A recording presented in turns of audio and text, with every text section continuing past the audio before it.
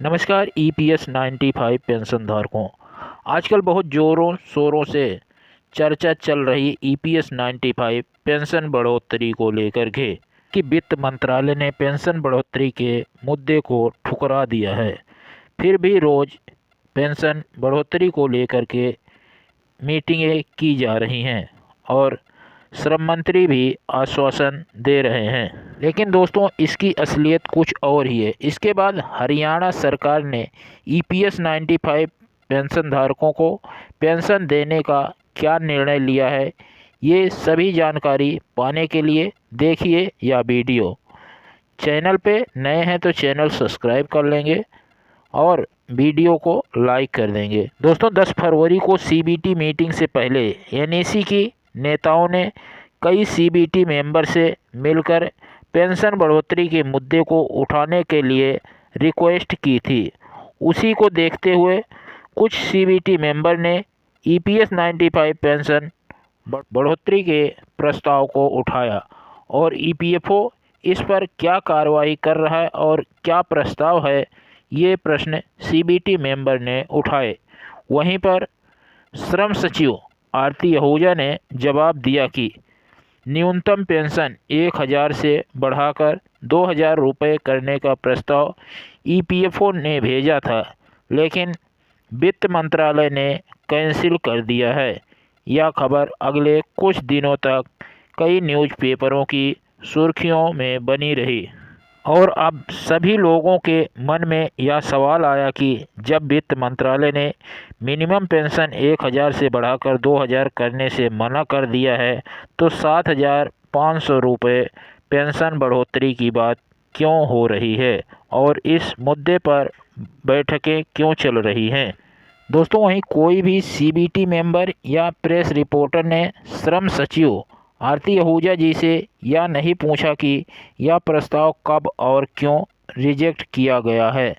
अगर यह पूछ लिया गया होता तो ये सारी असली रिपोर्ट सामने आ जाती। हालांकि इस बारे में पिछले कुछ वीडियो में जानकारी देने का प्रयास किया गया। कुछ न्यूज़पेपरों में रोज़ आ रही खबरों से अधिकांश पेंशनरों में कन्फ्यूजन बरकरार है, इसलिए इस प्रकरण पर फिर से स्पष्ट करना जरूरी है। वहीं दोस्तों, 9 फरवरी को मथुरा सांसद माननीय हेमा मालिनी जी की पहल पर श्रम मंत्रालय में जो महत्वपूर्ण बैठक हुई थी, उसमें श्रम सचिव माननीय आरती आहूजा जी, साथ ही ईपीएफओ के वरिष्ठ अधिकारी और एनएसी टीम के पदाधिकारी मौजूद रहे। सभी मुद्दों पर विस्तार से चर्चा करने के बाद एनएसी की तरफ से प्रश्न उठाया गया कि अक्टूबर 2020 में श्रम राज्य मंत्री ने हेमा मालिनी जी को डीओ लेटर देकर बताया था कि एनएसी की मांग के समर्थन में एक प्रस्ताव वित्त मंत्रालय को भेजा गया है और बाद में उसका रिमाइंडर भी भेजा गया है। इसी लेटर के आधार पर माननीय हेमा मालिनी जी ने सभी से यही बात बता रही हैं कि ईपीएस 95 पेंशन बढ़ाने का प्रस्ताव चल रहा है। 3 अगस्त 2023 को श्रम मंत्रालय की सभा में श्रम और रोजगार मंत्री श्री रामेश्वर तेली ने एक बयान दिया है कि ईपीएस 95 पेंशन बढ़ाने का प्रस्ताव उनके पास कोई भी नहीं है। इन दोनों पत्रों में से कौन सा सही है और कौन सा गलत है।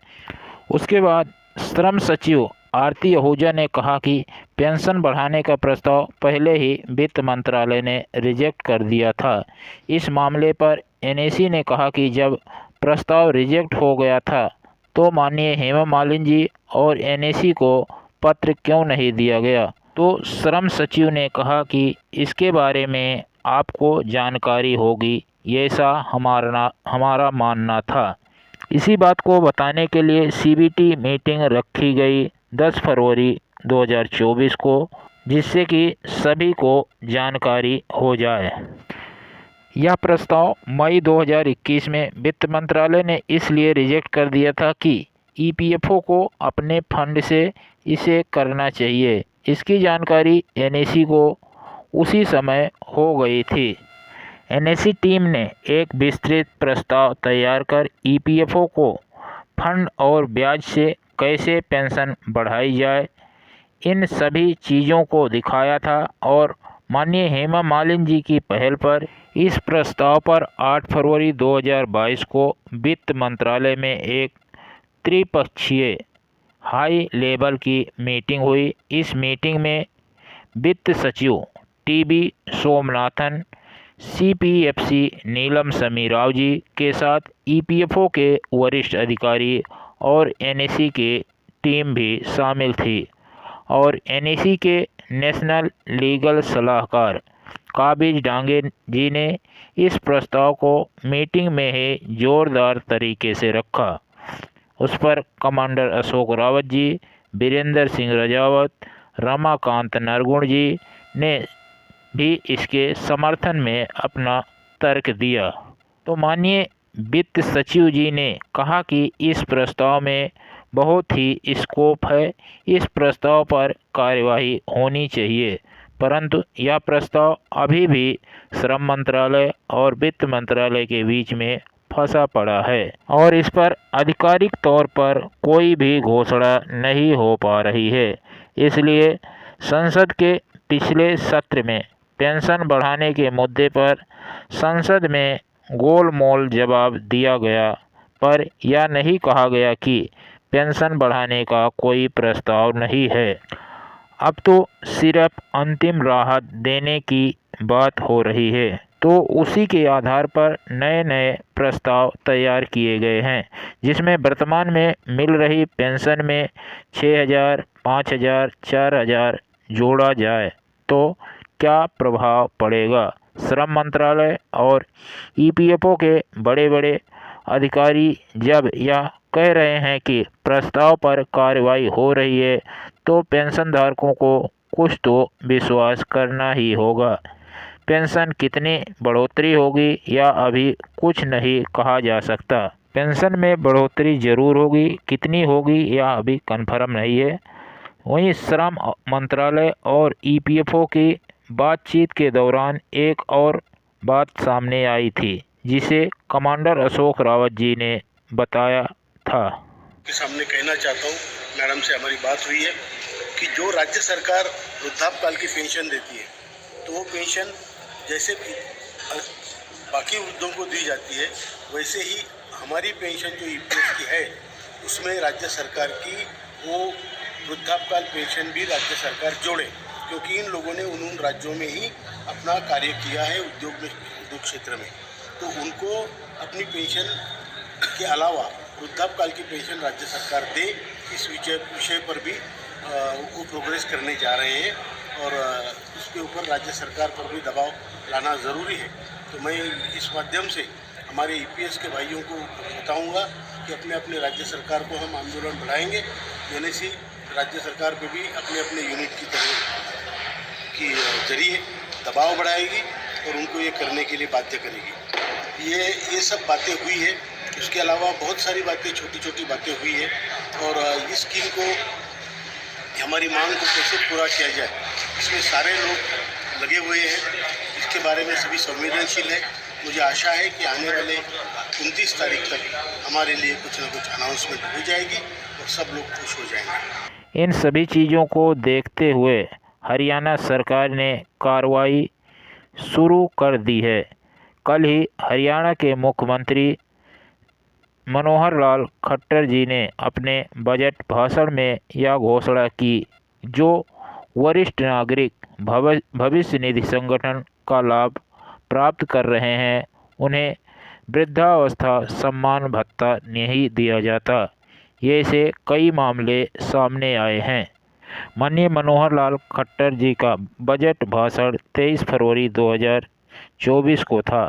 वहाँ पे EPS 95 पेंशन के जो वरिष्ठ नागरिक कर्मचारी भविष्य निधि संगठन लाभ प्राप्त कर रहे हैं, उन्हें अब तक वृद्धा सम्मान भत्ता नहीं दिया जाता। ये से कई मामले सामने आए हैं, जहां EPF पेंशन 3,000 रुपये प्रतिमाह से भी कम है। मैं ऐसे पेंशन भोगियों को लाभ प्रदान करने के लिए वृद्धावस्था सम्मान भत्ता योजना में संशोधन करने का प्रस्ताव करता हूं, ताकि सरकार द्वारा दिए गए भत्ते और ईपीएफ पेंशन का कुल योग 3,000 रुपये प्रतिमाह या समय समय पर संशोधित वृद्धावस्था सम्मान भत्ते के बराबर हो जाए। तो दोस्तों, इस घोषणा के पीछे भी एनएसी टीम बहुत बड़ी कोशिश की है। कुछ दिनों पहले एनएसी टीम की और स्टैंडिंग कमेटी के सदस्यों और जाट समुदाय के वरिष्ठ सांसदों से पेंशनरों की समस्याओं को लेकर मुलाकात की गई थी।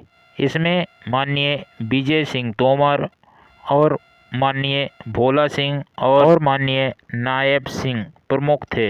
हरियाणा कुरुक्षेत्र के सांसद नायब सिंह बीजेपी की कई कमेटियों में हैं। एनएसी टीम के वीरेंद्र सिंह रजावत ने पेंशनरों की समस्याओं को बताया था। इस समस्या पर कार्रवाई करने का आग्रह भी किया था। उन्होंने भी आश्वासन दिया था कि हम आपका कार्य जरूर करेंगे। वैसे तो एनएसी के प्रयासों का असर दिखना शुरू हो गया, परंतु दोस्तों, मेन फोकस ईपीएफओ के प्रस्तावों पर रखना होगा, ताकि सभी राज्य में पेंशनधारकों को समान लाभ मिल सके। ऐसा ना हो कि एक राज्य घोषणा कर दिया हो, दूसरा राज्य नहीं किया हो। यहाँ पर पेंशनरों के साथ अन्याय होगा। दोस्तों, आचार संहिता की तारीख नज़दीक आ रही है, इसलिए घोषणा भी ज़रूरी थी। दोस्तों, ये थी लेटेस्ट अपडेट। दोस्तों, ये जानकारी आपको पसंद आए तो वीडियो को लाइक करेंगे। चैनल पर हमारे नए हैं, चैनल सब्सक्राइब कर लेंगे। मिलते हैं नेक्स्ट वीडियो भी के लिए। धन्यवाद। जय हिंद।